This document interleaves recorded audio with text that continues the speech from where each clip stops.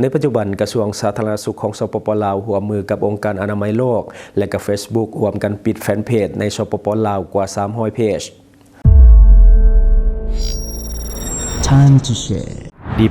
ผลิตภัณฑ์ปกป้องตับจากเครื่องดื่มแอลกอฮอล์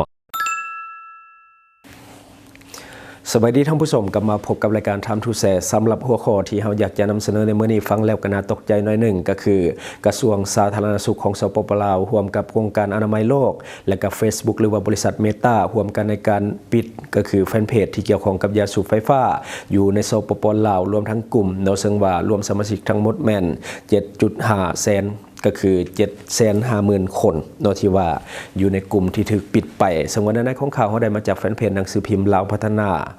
ศูนย์ข่าวสารการแพทย์สุขศึกษารายงานว่าในวันที่ 11 พฤศจิกายน 2025 กระทรวงสาธารณสุขร่วมกับองค์การอนามัยโลกและบริษัทเมตาได้ปิดแฟนเพจขายจำหน่ายและก็ส่งเสริมเรื่องของการใช้ยาสูบไฟฟ้าจำนวน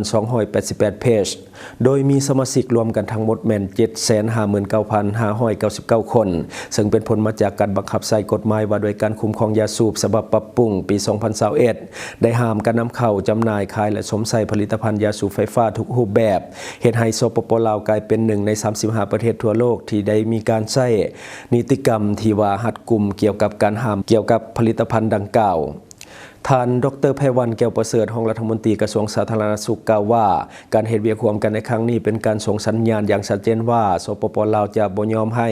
มีการขายผลิตภัณฑ์ที่เป็นสิ่งผิดกฎหมายและเป็นอันตรายต่อสุขภาพของประชาชนโดยจะสืบต่อเฮ็ดเวียกร่วมกับกระทรวงต่างๆเพื่อติดตามกฎการและแก้ไขปัญหาดังกล่าวที่เกี่ยวข้องกับผลิตภัณฑ์ยาสูบไฟฟ้าในขอบเขตทั่วประเทศท่านดร.นางพลประเสริฐชัยมงคลหัวหน้ากรมอนามัยและส่งเสริมสุขภาพกระทรวงสาธารณสุขกล่าวว่านับตั้งแต่มีการห้ามนำเข้าจำหน่ายซื้อขายผลิตภัณฑ์ยาสูบไฟฟ้าภายใต้กฎหมายว่าด้วยการคุ้มครองยาสูบฉบับปรับปรุงปี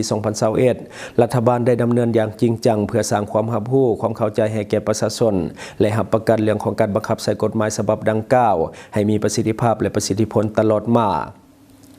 ความพยายามดังกล่าวนี้ได้ช่วยลดจำนวนการวางขายแบบเปิดเผยอยู่หน้าห้านแต่พวกเขาหันไปขายในสื่อสังคมออนไลน์เป็นเครื่องมือจึงได้ร่วมมือกับองค์การอนามัยโลกและบริษัทเมตา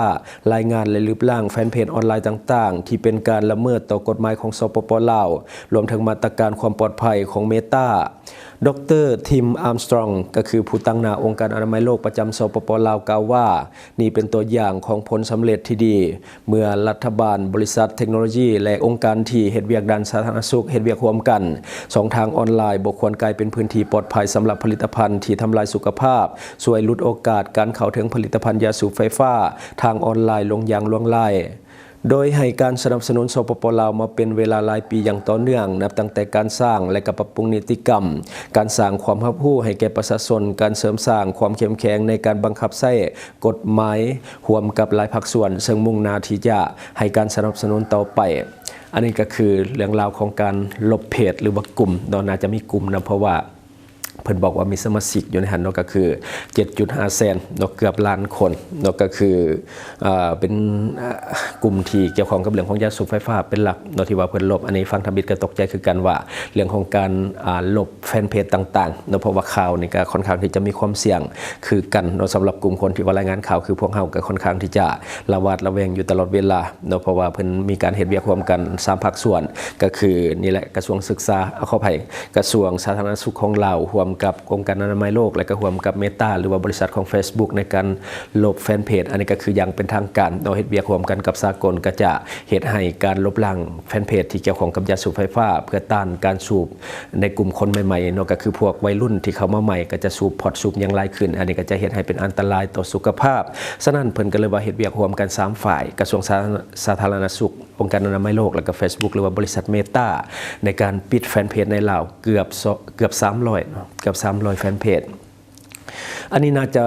แบนพวกคายกระท่อมหรือว่าคอลลาเจนไปน เนาะเพราะว่ามันเกี่ยวข้องกันส่วนแล้วมันจะเป็นกลุ่มเดียวกันนี่แหละที่ใช้ตอนนี้เฮาปิดแต่ยาสูบไฟฟ้าเนาะแต่ว่ากลุ่มที่ว่าขายน้ำกระท่อมหรือว่าขายคอลลาเจนที่เป็นสารเสพติดแบบนี้ก็จะ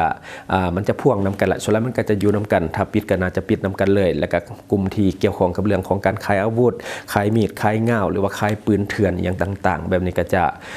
มีให้เห็นลายอันนี้น่าจะปิดก่อนหมู่เลยเพราะว่ามันมีความอันตรายเพราะว่าเขาไปเบิ่งนี่ยังเห็นการแลกเปลี่ยนซื้อขายยังการโอลมกันโดยเฉพาะกับกลุ่มเพื่อนบ้านของเฮาที่ว่ามีอาวุธเถื่อนลายเนาะคนเราก็เข้าไปซื้อลายแล้วก็ซุมื้อนี้วัยรุ่นทรงโอทรงเอยังต่างๆที่ว่าอยู่ตามเทคตามบาร์ต่างๆส่วนละก็มีปืนมีอย่างฉะนั้นอัน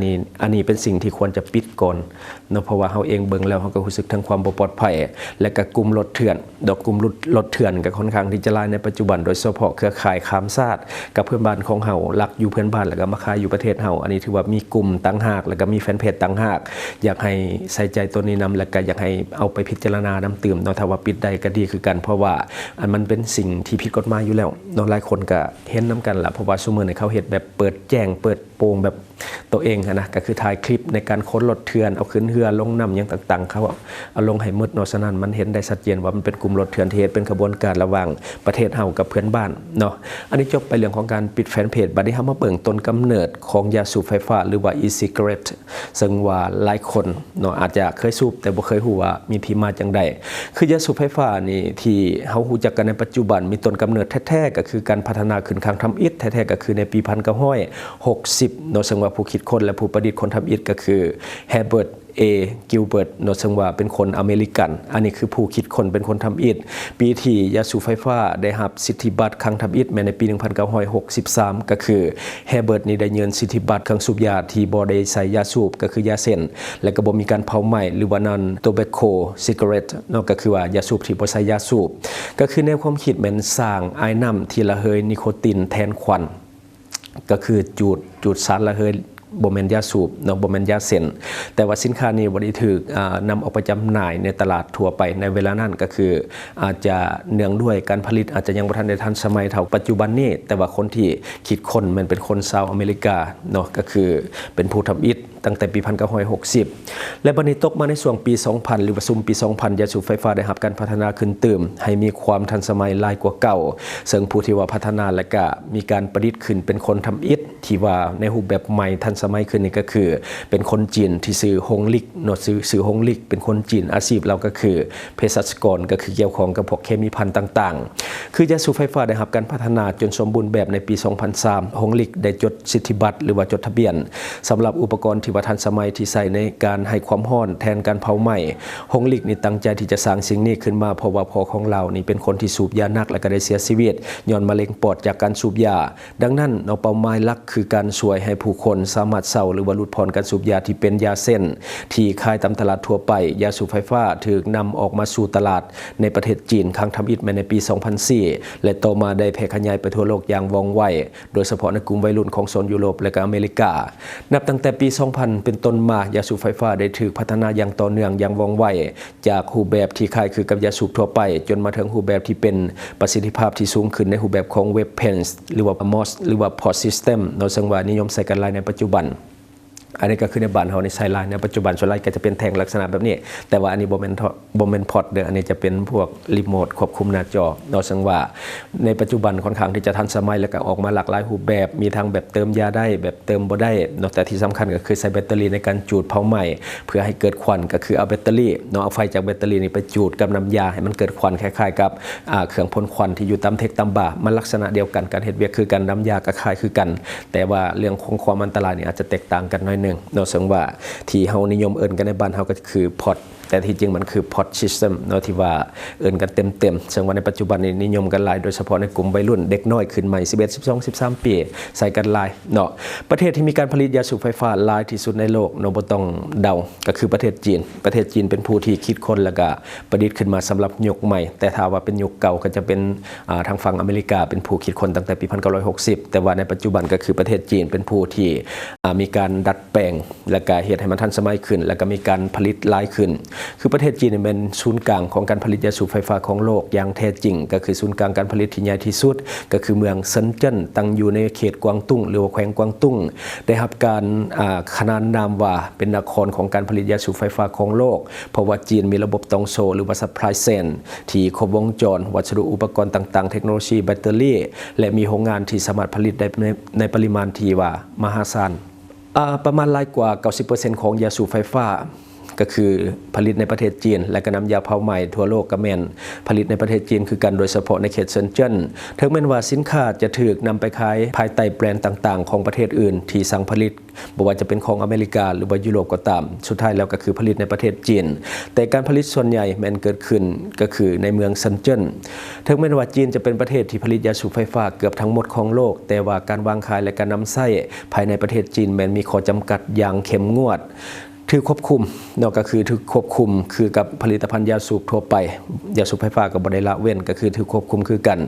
การอนุญาตนอกก็คือนับตั้งแต่ปี 2021 รัฐบาลจีนได้นำเอายาสูบไฟฟ้าเข้าอยู่ภายใต้กฎหมายควบคุมยาสูบขายคือกับยาสูบทั่วไปหรือว่า Tobacco Monopoly Law อันนี้คือของประเทศจีนหมายความว่าทุกบริษัทที่ต้องการผลิตยาสูบไฟฟ้าหรือว่าขายส่งขายย่อยยาสูบไฟฟ้าก็ตามต้องได้รับอนุญาตเฉพาะจากองค์การคุ้มครองยาสูบแห่งชาติของจีนหรือว่า State Tobacco Monopoly Administration โรงงานยาสูบไฟฟ้าในประเทศจีนหรือว่าในเซินเจิ้นก็ตามยังคงดำเนินการผลิตเพื่อส่งออกอย่างเดียวไปประเทศที่ต้องการปฏิบัติตามกฎหมายการผลิตของจีนก็คือผลิตเพื่อที่จะส่งออกเป็นหลักบริขายในประเทศเป็นหลักส่งออกซะส่วนใหญ่บัดนี้มาเบิ่งข้อจำกัดหลักในการขายและการบริโภคในประเทศจีนมีการห้ามเรื่องของรสชาติในประเทศจีนมีรสชาติเดียวก็คือยาสูบทั่วไปคล้ายๆกับนิโคตินจากยาสูบที่สูบจาก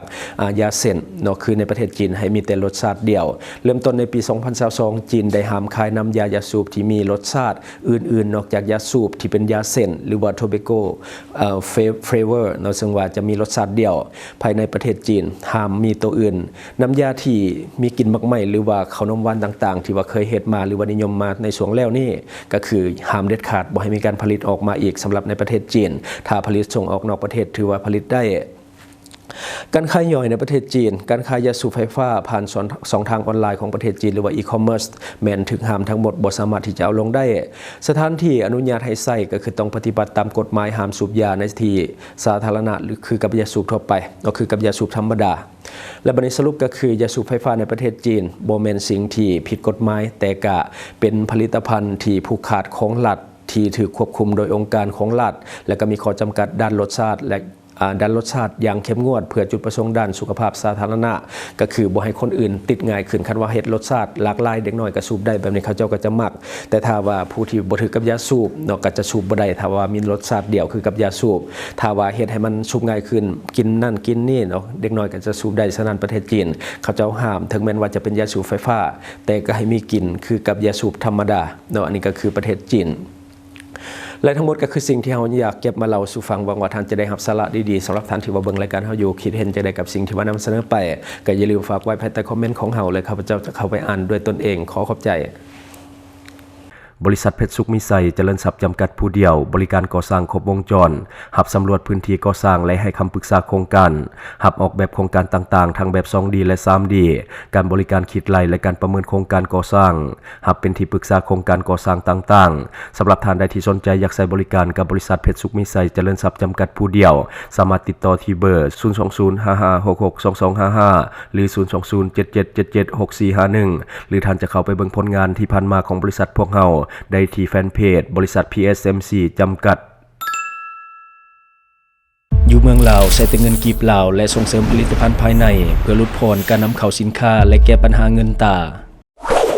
Subscribe for more video.